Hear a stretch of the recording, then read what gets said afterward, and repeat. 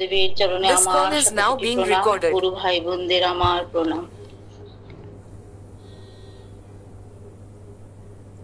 প্রণাম। গুরুদেবের চরণে আমার শতকোটি প্রণাম। আমার গুরু ভাই বোন দাদা দিদি সবাইকে প্রণাম জানিয়ে শুরু করছি। ওম গুরু তব কৃপা হি কেবলম, ওম গুরু তব চরণম শরণম। আজ আমি ভগবান রূপী আমাদের বাবার এক অলৌকিক ঘটনার কথা তুলে ধরার চেষ্টা করছি। তেলিয়ামুড়ায় বাবার আগমন, বাবার প্রথম দর্শন, এগুলি তো ব্রততী সবই বলেছে। ব্রততী যে দীক্ষা নেওয়ার কথাটা বলেছে তাও আমাদের সব ভাই বোনদের একসাথেই হয়েছিল। আমাদের একান্নবর্তী পরিবার ছিল, আমরা সবাই একসাথেই থাকতাম। আমরা অনেক ভাই বোন ছিলাম। আমাদের 7 ভাই বোনের বাবার কাছ থেকে একসাথে দীক্ষা পাওয়ার সৌভাগ্য হয়েছিল সে একই দিনে। সে এক স্বর্গীয় অনুভূতি। এটা আমি আর ব্রততীতে সবটাই বলেছে, এটা আমি আরেকদিন বলবো। এখন বাবার আমি একটা অন্য মহিমার কথা বলছি। নারায়ণ রূপী আমাদের বাবার কথা বলতে গেলে তো বাবার জপের মহিমা, বাবার অলৌকিক ক্ষমতা অনেক কিছুই মনে পড়ে যায়। এখন আমি আমাদের ভগবান রূপী বাবার এক লীলার কথা বলার চেষ্টা করছি। 2011 সালের কথা, একটু আগে থেকে বলছি। আমার মায়ের হার্টের সমস্যা ছিল, ডাক্তার দেখাতো, ওষুধ টষুধ খেত, চলছিল ভালোই। তখন সেই সময় 2011 সালে আমার মেয়ের বিয়ে ছিল। তখন মা আমাদের বাড়ি আসে। এসে মা অসুস্থ হয়ে পড়ে। তো অসুস্থ হয়ে পড়ে, চিকিৎসা চলছিল, ওষুধ খাচ্ছিল। তাও আমরা তো তখন খুব চিন্তায় পড়ে যাই, বিয়ে বাড়ি কিছু যদি সমস্যা হয়। যাই হোক, বাবা স্মরণ করছি, নাম মনে মনে সবসময় বলছি, বাবা বিয়েটা যাতে সুষ্ঠুভাবে হয়ে যায়। বাবা তো অন্তর্যামী, সবই জানেন। আশ্চর্য ঘটনা, বিয়ের সব অনুষ্ঠান শেষ হয়ে যাওয়ার ঠিক পরের দিনের ঘটনা বলছি। হঠাৎ করে সকালবেলা মা অজ্ঞান হয়ে পড়ে। মাকে যে ডাক্তারবাবু দেখতেন, ওনার বাড়ি আমাদের বাড়ির কাছাকাছি ছিল। মাকে এরকম অবস্থা তো নিয়ে যাওয়ার, ডাক্তারবাবুর কাছে যে নিয়ে যাবে ব্যবস্থা ছিল না। তখন আমার হাজবেন্ড গিয়ে ডাক্তারবাবুকে বললেন সবকিছু খুলে। ডাক্তারবাবুরা কিন্তু সাধারণত বাড়িতে আসতে চায় না, কি জানি না, অবাক কাণ্ড। ডাক্তারবাবু শুনেই বললেন আমি যাব মাসিমাকে দেখতে। ইসিজি মেশিন টেশিন নিয়ে আমার হাজবেন্ডের সাথে গাড়ি করে চলে আসেন আমাদের বাড়িতে। অনেক পরীক্ষা নিরীক্ষা করলেন, বললেন কন্ডিশন খুব একটা ভালো না, মনে হচ্ছে হাসপাতালে নিয়ে যেতে হবে। এখনো বলা যাচ্ছে না, পেসমেকার বসাতেও হতে পারে, আরো টেস্ট করে দেখতে হবে। তো হাসপাতালে যাওয়ার নাম শুনে তো মা ভয় পেয়ে গেল। মা হাসপাতালে যেতেই চাইতো না, খুব ভয় পেত। হাসপাতালে যাবেই না একদম। সব বুঝিয়ে শুনিয়ে আমি, আমার হাজবেন্ড আরো ছিল, সবাই বুঝিয়ে টুঝিয়ে বললাম যে না, তোমাকে হাসপাতালে ভর্তি করানো হবে না, টেস্ট করে তোমাকে নিয়ে বাড়ি চলে আসা হবে, তুমি এত ভয় পেও না বলে বুঝিয়ে টুঝিয়ে নিয়ে যাওয়া হলো। নিয়ে যাওয়ার পর তো হসপিটালে আরো অনেক ডাক্তাররা দেখলেন, তারপর অনেক চিকিৎসা টেস্ট অনেক কিছু হলো। বলে ডাক্তাররা মানে দেখলেন যে পেসমেকার বসাতেই হবে এবং ইমিডিয়েট বসাতে হবে, দেরি করলে হবে না। যাই হোক, সব ব্যবস্থা হলো, পেসমেকার বসানো হলো, অপারেশন সাকসেসফুলি হয়েছিল। কিন্তু তারপর কি হয়েছে, মায়ের আসলে আমার আর আমার হাজবেন্ডের উপরে খুব অভিমান হয়েছিল। ওই যে আমরা হাসপাতালে নিয়ে গেছি, বাড়ি নিয়ে আসিনি, ওই অপারেশনটা হয়েছে তা তো জানানো হয়নি। ওই জন্য আমরা গেলে, হসপিটালে গেলে মা মুখ ফিরিয়ে থাকতো, আমাদের সঙ্গে কথা বলতো না। মানসিক একটা ইয়ে হয়ে গেছিল। কিন্তু তখন আস্তে আস্তে মার শরীরটা আরো খারাপ হয়ে যায়। অপারেশনের পর, অপারেশন কিন্তু সাকসেসফুলি হয়েছিল, কিন্তু তারপর মার শরীরটা খারাপ হতে থাকে। পটাশিয়াম সোডিয়াম সব কমে যায়, আরো অনেক সমস্যা দেখা দেয়। আর পটাশিয়াম কমে গেলে তো মানুষ একটু কেমন হয়ে যায়, ডাক্তারবাবুরা ভালো জানেন।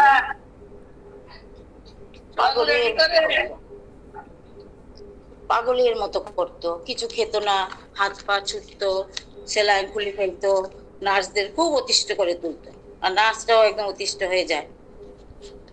আমরাও সবাই চিন্তায় পড়ে যাই, ডাক্তাররাও চিন্তায় পড়ে যায়, কিছুতেই কিছু হচ্ছে না। এখন একটু আসল কথায় আসি। তখন আমাদের বাবা সাধু বাবা নামেও পরিচিত ছিল। মা আমাদের বাবাকে সবসময় সাধু বাবাই বলতেন। মায়ের আমাদের সাধু বাবার উপর অগাধ বিশ্বাস ছিল।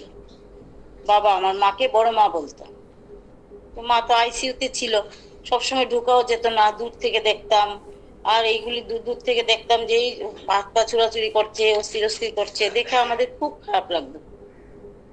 পরের দিন তো বাড়ি থেকে খাওয়া নিয়ে যেতে বললো, খাওয়া নিয়ে যে গেলাম, বাড়িতে খেত না। নিয়ে গেলে নার্সরা খাওয়ানোর চেষ্টা করতো, কিন্তু খেত না। তারপরের দিন নার্সরা বলছে, আচ্ছা আপনাদের সাধু বাবাকে? আমি বললাম, উনি আমাদের গুরুদেব, উনি আমাদের মহাপুরুষ, উনি আমাদের ভগবান, উনি আমাদের নারায়ণ, উনি আমাদের সব। কেন না? আপনার মা তো শুধু একটাই কথা বলেন, সাধু বাবা ছাড়া আর কিছুই বলেন না। আমরা তো বুঝতে পারলাম যে মা শুধু সাধু বাবাকেই ডাকছে। জিজ্ঞেস করলাম, আজ কি মা খেয়েছে? খেতে তো চায় না, সাধু বাবার প্রসাদ বললে খেয়ে নেই। আমরা বললাম যে তাহলে সাধু বাবার প্রসাদ বলে বলেই খাওয়াবে তোমরা। তো এইভাবে চলছিল। হঠাৎ মনে হলো যে মার যে অবস্থাটা, বাবাকে তো জানানো উচিত, বাবাকে তো জানানো হয়নি। আসলে বিয়ে বাড়ির ঝামেলা, মায়ের অসুস্থতা, সেইগুলো মাথায় ছিল না, আসলে মাথার থেকে বেরিয়ে গেছিল। তো যাই হোক, বাবার অন্তর্যামী, বাবাই হয়তো মনে করিয়ে দিয়েছিলেন। ফোন করলাম, ফোনটা মামনি ধরেছিল, বাবা পাশেই ছিলেন। বাবা তো বিশেষ ফোন টোন ধরতেন না, বাবা সব শুনলেন দাঁড়িয়ে। মাকে খুব ভালো করে চিনতেন বাবা, মামনিও। মামনিকে সব বললাম, বাবাও শুনলেন। বাবা সাথে সাথে বললেন, আমি মায়ের জন্য জব করব, তোমরাও সবাই জব করো, চিন্তা করো না মা, সব ঠিক হয়ে যাবে, মা ভালো হয়ে যাবে। ঠিক তারপরের দিনের আশ্চর্যজনক ঘটনাটা বলছি। হাসপাতালে ঢুকছি, আর কি জানি মা কেমন আছে, ভয়ে ভয়ে যাচ্ছি। প্রত্যেকদিন তো এক একটা ঘটনা শুনি। নার্সরা গেলেই বলে, আপনার মাকে এই করেছে, আপনার মাকে সেই করেছে। খুব অস্থির করতো, ওদেরকেও জ্বালাতো খুব, কি জানি শুনি। কিন্তু আমাদের দেখে নার্স দূর থেকে এলো, কাছে এসে বলল, হেসে বলল, আপনার মা তো আজ একদম সুস্থ, ঘুমাচ্ছে। আমরাও দূর থেকে দেখলাম যে মা ঘুমাচ্ছে, অগুরে ঘুমাচ্ছে। এই কদিন তো ঘুমাইনি, একদম ঘুমই ছিল না। এটা তো বাবার জপের মহিমা ছাড়া আর যে কিছুই না, এটা তো আর বলার অপেক্ষাই রাখে না। তারপরের দিন মাকে আইসিইউ থেকে কেবিনে নিয়ে আসা হয়। তারপর আর 4-5 দিন ছিল হাসপাতালে। বাবার আশীর্বাদে 4-5 দিন পর মাকে হাসপাতাল থেকে বাড়ি নিয়ে আসি। মাকে বললাম, তোমার সাধু বাবা এবার তোমাকে ভালো করেছে। সব গল্পটা মাকে বললাম। তারপর আস্তে আস্তে মা সুস্থ হয়ে ওঠে। তারপর অনেক বছর, বেশ কয়েক বছর সুস্থভাবেই বেঁচে ছিলেন। এই যে বাবার এই অলৌকিক ক্ষমতা, বাবার জপের মহিমা, এইগুলি মনে একদম গেঁথে আছে। আজকে এই ঘটনাটা সবাইকে বলতে পেরে খুবই শান্তি পেলাম। আরো বাবার এরকম অনেক ঘটনা, লীলার কাহিনী আছে মনে, সুযোগ পেলে পরে আবার কখনো বলবো। প্রণাম। আমি তো এত গুছিয়ে বলতে পারি না, কি বললাম জানি না, ভুল ত্রুটি ক্ষমা করবেন। প্রণাম। গুরুদেবের চরণে আমার অনন্ত কোটি দণ্ডবোধ প্রণাম। আমার গুরু ভাই বোনদের প্রণাম। ওম গুরু তব কৃপা হি কেবলম, ওম গুরু তব চরণম শরণম। আজ আমি আমাদের অন্তর্যামী বাবার একটা ঘটনা বলছি। বাবার কথা শুনলে তো সবাই বাবাকে দর্শন করতে ছুটে যায়। এটা আমি 2014 বা 15, ঠিক সালটা মনে নেই, সালের ঘটনা বলছি। আমার এক মাসি মেসো আছে, মেসোর নাম ডক্টর সঞ্জয় নাথ। অনেকে হয়তো মেসোকে চেনেন। তখন মেসো একটু অসুস্থ হয়ে পড়েছিল। ঠিক সেই সময় বাবা আগরতলা আসেন। আমার মা তো বাবার খুব বিশ্বাস। বাবা শুধু বলছি, তোর মেসোকে বাবার কাছে নিয়ে যা, বাবার কাছে নিয়ে যা, নিয়ে গেলে দেখবি তোর মেসো সুস্থ হয়ে যাবে। তো মাসিকে বলতেই মাসি রাজি হয়ে গেল, বলল কখন যাবে চলো। আমি বললাম চলো সকাল সকাল যাবো, সকাল সকালের দিকে গেলে বাবাকে পাওয়া যায়, না হলে অনেক সময় বাবা কোথাও বেরিয়ে যান। বাবা তখন শ্রদ্ধেয় অসীমদার বাড়ি ছিলেন। মাসির এর আগেও বাবার দর্শন হয়েছিল, কিন্তু মেসোর ছিল এটা প্রথম দর্শন। আমরা একদম সকাল সকাল চলে গেলাম। আমাদের সাথে মাসির এক ছেলেও গেছিল, ও তখন ডাক্তারি পড়তো।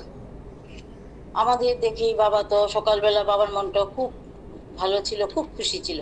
আমাদের দেখেই বাবা তো খুব খুশি হলেন, মিষ্টি হেসে বললেন, মা এসছো, বসো।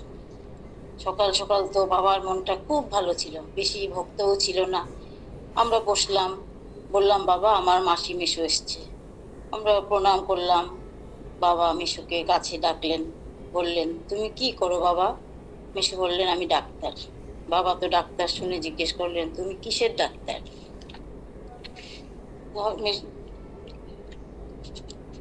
মিশু বললেন, আমি প্যাথোলজিস্ট। বাবা জিজ্ঞেস করলেন, তোমার কি নিজস্ব ল্যাবরেটরি আছে? মিশু বলল, হ্যাঁ বাবা আছে। সঙ্গে সঙ্গে বাবা মামুনিকে ডাকলেন, ডেকে বললেন, এই দেখো মামুনি, আমি কালকে বলেছিলাম না রক্ত পরীক্ষা বাড়িতেই আসবে, এই দেখো এসছে, তুমি এই বাবার সাথে চলে যাও, রক্ত দিয়ে চলে এসো। তখন তো আমরা বুঝতে পারিনি এটা কেন বললেন বাবা। তারপর শুনলাম ঘটনাটা। আগের দিন নাকি মামুনির ব্লাড টেস্ট কথা হচ্ছিল, কিছু একটা টেস্ট করতে হবে, কথা হচ্ছিল আগের দিন কোথায় যাবে, কার সাথে যাবে, এগুলো নিয়ে কথা হচ্ছিল। তখন আমাদের অন্তর্যামী বাবা নাকি বলেছিলেন, মামুনি কোথাও যেতে হবে না, তোমার ব্লাড টেস্ট ঘরেই আসবে। সবাই তো অবাক হয়ে গেল, এটা কি করে সম্ভব? কেউ তো জানেই না ওই দিন আমরা মেশুকে নিয়ে যাব, এটা আমাদের অন্তর্যামী বাবার পক্ষেই সম্ভব ছিল। যাই হোক, সেদিন তো আর যায়নি মামুনি। মেশু বলল, কাল আমি চেম্বার থেকে কাউকে পাঠিয়ে দেব, বাড়ি এসে ব্লাড নিয়ে যাবে। বাবা বললেন, না পাঠাতে হবে না, মামুনি যাবে চেম্বারে, কেউ মামুনিকে নিয়ে যাবে। তো এটা তো একটা কথা বলা হয়নি। মেশু বলেছিলাম না মেশু অসুস্থ ছিল, মেশুর সমস্যার কথা বাবাকে বলল, বাবা ওষুধ লিখে দিলেন। এই ওষুধ খেয়ে পরবর্তী সময় মেশু সুস্থ হয়ে গেছিল। তারপর বাবা আমার যে মাসির ছেলে গেছিল আমাদের সাথে, ওকেও ডেকে পাশে বসিয়ে অনেক কথা বললেন, ডাক্তারি বিষয়ে অনেক প্রশ্ন করছিলেন। ও যেগুলি উত্তর দিতে পারছিল না সেগুলি বাবা বলে দিচ্ছিলেন। বাবার তো সব বিষয়ে অগাধ জ্ঞানের ভান্ডার বাবা। আমাদের বাবা অনেক কিছু ওকে শিখিয়ে দিচ্ছিলেন, বুঝিয়ে দিচ্ছিলেন। ও তো অবাক, ও আমাকে পরে জিজ্ঞেস করছে, বর্তি উনি কি করে? আমি কি কেন, ও সব কিছু দেখি জানে উনি? আমি হ্যাঁ উনি সব কিছুই জানে, বাবা তো ডাক্তার ছিলেন। ও আচ্ছা, যাই হোক। তারপর আমরা আরো প্রায় ঘন্টাখানে বাবার কাছে বসেছিলাম। বাবার কাছে বসলে কি আর উঠতে ইচ্ছা করে? বাবা অনেক কথা বলছিলেন, অনেক আমরা মন্ত্রমুগ্ধের মতো বসে বসে শুনছিলাম। উঠতে তো ইচ্ছা করে না, তাও তো যেতে হলো। ওই দিনের মতো আমরা চলে এলাম। পরের দিন ঘটলো একটা আশ্চর্য ঘটনা। সকালে তো মামুনির ব্লাড দিতে যাওয়ার কথা মিশুর চেম্বারে, উপরেই মাসি ওরা থাকে। মেশো চেম্বারের ছেলেদের বলেও রেখেছিল যে মামুনি আসবে রক্ত দিতে, এরকম এরকম, তুই আমাকে ডাকবি, কিন্তু মামুনি আসলে আমাকে ডাকবি। সকালে উঠে মেশু ভাবছে, এখনো মামুনি আসছে না কেন, এতটা বেলা হয়ে গেছে। মেশু ভাবছে, ভাবতে ভাবতেই হঠাৎ দেখে উপরে মাসিদের ঘরের দরজায় আমাদের বাবা দাঁড়িয়ে হাসছেন। হয়েছে কি বলছি, মামুনিকে নিয়ে বাবা আরো 2-3 জন ভক্ত নিয়ে চলে যায় মেশুর চেম্বারে। বাবাকে দেখে তো চেম্বারের একটা ছেলে তাড়াতাড়ি বাবাকে বসালেন, বসিয়ে মিশুকে খবর দিতে ছুটে যাচ্ছে সিঁড়ি দিয়ে উপরে। বাবাও ওর পিছনে পিছনে চলে যায় উপরে। মাসি ওরা তো দেখে অপ্রস্তুত হয়ে পড়ে, বিশ্বাসই করতে পারে না।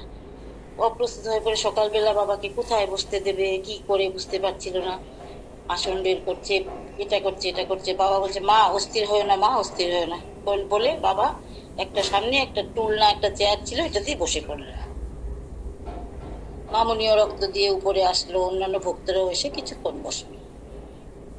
ওই দিন বাবা মাসির বাড়িতে কিছু সেবা নিয়েছিলেন কিনা সেটা আমার মনে নেই। ওই দিন আমি আর তাড়াহুড়োর মধ্যে মাসি আর আমাকে ফোন করেনি। মাসিকে আমি মাসি বলছে যে আমি বলতে ভুলে গেছি তোমাকে। তাড়াহুড়ো তো, আমার বাড়ি মাসির বাড়ি থেকে কাছেই একদম। তবে বাবা বলেছিলেন, বাবা তোমার বাড়িতে আমি একদিন সেবা করবো, কিছু ভক্ত নিয়ে সেবা করবো। মেসো মাসি শুনে তো খুব খুশি হলো। কবে আসবে বাবা বলো, ডেট দিয়ে যাও, একদম তারিখ বলো। বাবা একটা তারিখ বলেছিলেন, তারিখটা আমার মনে নেই এখন। শিবাড়ি একদিন মাসির বাড়িতে সেবার আয়োজন হয়েছিল, অনেক ভক্ত সমাগম হয়েছিল। ওই দিনও সারাদিন বাবার সান্নিধ্যে ছিলাম। অনেক ভক্তরা তো এসেছিল, ওরা এসে সবাই এসে উনি 3 তলার ছাদে, মাসির 3 তলার ছাদে মাসির সেবা আয়োজন হয়েছিল। অনেকে এসে বলছে, উনি উঠলেন কি করে, সিঁড়ি বেয়ে কি করে উঠলেন, অবাক হয়ে গেছে সবাই। তারপর যাই হোক, এই ঘটনাটা এখন তো খুব মনে পড়ে। এই ঘটনাগুলো তো আমার প্রত্যক্ষ দেখা, কানে শোনা নয়, এগুলো আমার প্রত্যক্ষ দেখা ঘটনা। এই ঘটনাগুলি আমার এখন খুবই মনে পড়ে। আর আমার মেশু বাবার তখন থেকে বাবা আর পরম ভক্ত হয়ে ওঠে। বাবাও মেশুকে খুব ভালোবাসেন। এখন ভাবি আমরা কি যে মূল্যবান রত্ন হারিয়ে ফেললাম। এই দিনগুলি তো আর ফিরে আসবে না। যাক, বাবা আমাদের মাথার উপর সবসময় থাকবেন, এটাই আমাদের সম্পূর্ণ বিশ্বাস। বাবার কথা বললে তো আর শেষ হবে না, শেষই হতে চায় না, তাও তো শেষ করতে হবে। আজ এখানে শেষ করছি। প্রণাম, ভুল ত্রুটি মার্জনা করবেন। জয় শ্রী শিবানন্দ বাবার জয়।